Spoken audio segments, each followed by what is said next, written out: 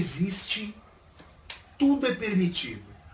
Esse aforisma, que eu diria que pode ser tido como um dos mais famosos da obra de Dostoiévski, é atribuído ao grande intelectual Ivan Karamazov, um dos protagonistas de Os Irmãos Karamazov, que foi a obra magna e a obra final de Dostoiévski. Ele vai morrer ali em janeiro, 28 de janeiro de 1881, e Os Irmãos Karamazov haviam sido publicados ali ano de 1879 e ao longo do ano de 1880. Se Deus não existe, tudo é permitido. O que Dostoiévski quer dizer com isso? Bom, existem várias interpretações possíveis em relação a esse aforismo, mas nós podemos fazer uma interpretação central dizendo que para Dostoiévski Deus era a salvaguarda moral, a salvaguarda dos valores, o limite para a ação humana. Tendo em vista que a vida não era ceifada, se nós pensarmos na concepção cristã de continuidade da vida após a morte, ou seja, de eternidade da alma, se nós pensarmos que a vida não era ceifada pela morte, qualquer ação moral realizada neste mundo teria repercussão ao longo da eternidade. E nesse sentido, a existência de Deus, para Dostoiévski, sempre falando aqui em diálogo com Dostoiévski, seria um contraponto em relação ao poderio do homem, que ali na modernidade tentaria ocupar o local de Deus, dada essa obsolescência da crença em Deus, da religiosidade, da noção de ética pautada nos valores tradicionais do cristianismo, para nós falarmos mais uma vez aqui do Ocidente. Então, se Deus não existe, tudo é permitido, dá a noção de que o homem passa a ser o princípio e a medida de todas as coisas. E de que, levando as consequências trágicas e cáusticas desse aforismo às últimas consequências, a inexistência de Deus faria com que o homem, sendo mais forte do que o seu semelhante, o grupo, sendo mais forte do que seus adversários, fizesse valer o seu poderio, a sua vontade, a sua individualidade, o seu egoísmo, o seu hedonismo, a maximização de suas satisfações pessoais contra todos os demais. É nesse sentido que, quando Dostoiévski forjou esse aforismo por intermédio ali de Ivan Karamazov, é como se ele estivesse entrevendo para onde a nossa época caminhará, para onde o meu contexto histórico levará os valores que refreavam as ações entre os homens e as mulheres, entre pais e filhos, entre maridos e esposas e assim por diante. Como ficarão as relações humanas, dado que não haverá mais, ou essa instância divina ficará enfraquecida e não fará mais parte do despertar e do crepúsculo do cotidiano da humanidade. Vale lembrar, por exemplo,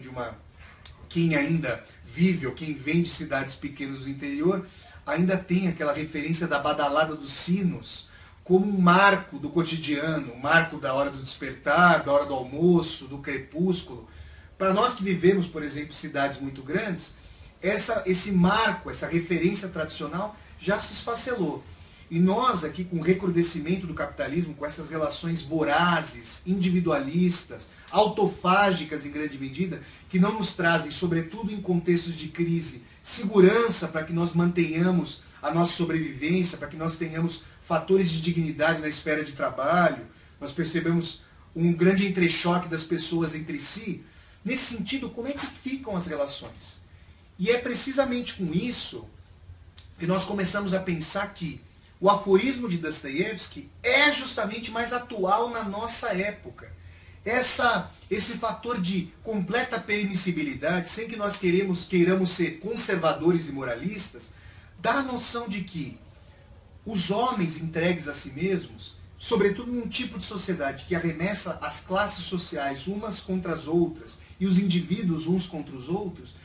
nós não conseguimos forjar ainda um tipo de equilíbrio nas nossas relações para que aquilo que o Cristo falou no seu famosíssimo Sermão da Montanha, a tentativa de oferecimento da outra face, fosse vivenciado para além de momentos extremamente contingentes da nossa convivência. Por exemplo, na convivência de um pai com um filho, de uma mãe com a sua filha, no seio familiar, em relações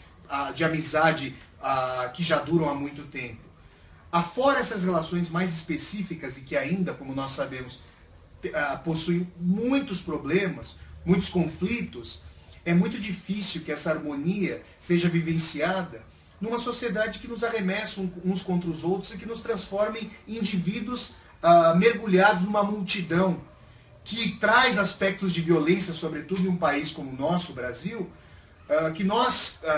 quando nos deparamos com esses aspectos, não sabemos de onde eles vêm, mas que quando nós analisamos as características de reprodução da sociedade como um todo, nós vemos que essa violência ela tem um sintoma, ela tem uma teleologia, um sentido, ou na verdade uma falta de sentido, que traz no bojo a forma de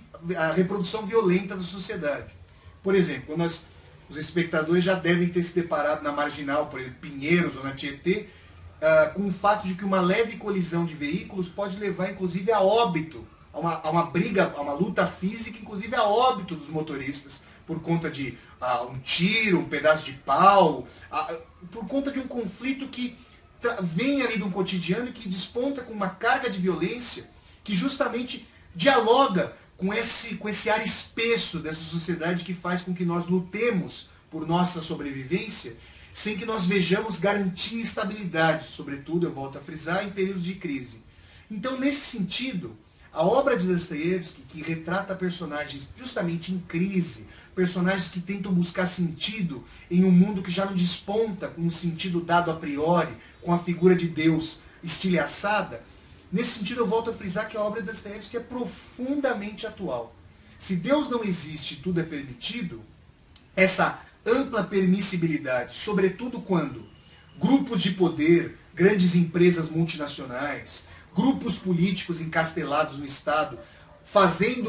atuando a serviço do lobby dessas grandes empresas, nada mais atual do que vem acontecendo na, entre aspas, democracia brasileira da contemporaneidade. Nesse sentido, essa permissibilidade parece não ter fim. E os mecanismos sociais, os mecanismos republicanos, para tentar coibir essa ruptura da norma, não parecem suficientemente eficazes para proteger a população como um todo. Então, os marcos de pensamento de Dostoiévski, em termos literário-filosóficos, em termos literário-históricos, me parecem completamente fundamentais para nós ressignificarmos nosso contexto histórico e para que nós façamos um diagnóstico de época a partir das reflexões dostoiévskianas, mas para além das reflexões dostoiévskianas. Ou seja, nós encontramos os fatores que nos são atuais e nós também encontramos maneiras, por exemplo, eu como escritor, os pensadores, a articulação do pensamento, nós encontramos maneiras de tentar pensar